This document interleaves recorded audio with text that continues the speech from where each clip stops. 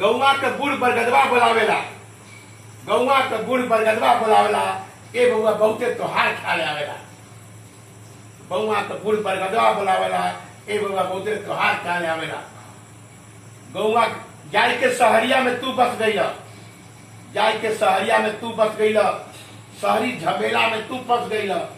यह बात पिपरा हमसे बतावेला, यह बात पिपरा हमसे बतावेला। गौवा के बूढ़ बरगदवा बोलावेला, ए बउआ बहुते तोहार याद आवेला।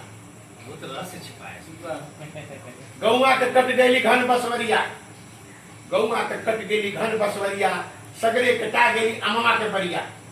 गौवा के कट गई घन बसवरिया, सगरे कटा गई अमवा के बरिया। अब हमरो पर लोगवा नजरिया लगावेला, अब हमरो पर लोगवा नजरिया लगावेला। ए बउआ बहुते तोहार याद आवेला। गौवा के बूढ़ बरगदवा बोलावेला।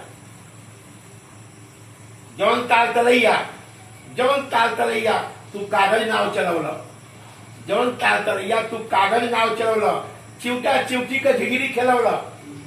जवन ताल तलैया तू कागज नाव चलौला, चिवटा चिवटी के झिगरी खेलौला, तवन ताल तलैया अब लोगवा पटावेला।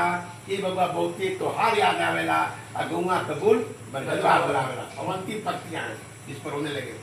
तनिया के देख जा अपन गौवा, तनिया के देख जा अपन गौवा, पुरखा पुरनिया के खड़ुआ बनावेला। तनिया के देख जा अपन गौवा, पुरखा पुरनिया के खड़ुआ बनावेला। ए बउआ बहुते तोहार याद आवेला।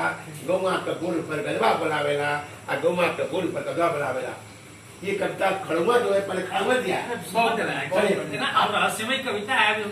अब कुछ नहीं सोचे तो उन्हें लगे आज का बजाना शुरू दे बढ़िया, घर ठीक कराए सबको, बच्चों कह कि आज मेरे आँख खुल गया, इतने दिन के बाद सबको साथ को। तो ये कवि का जो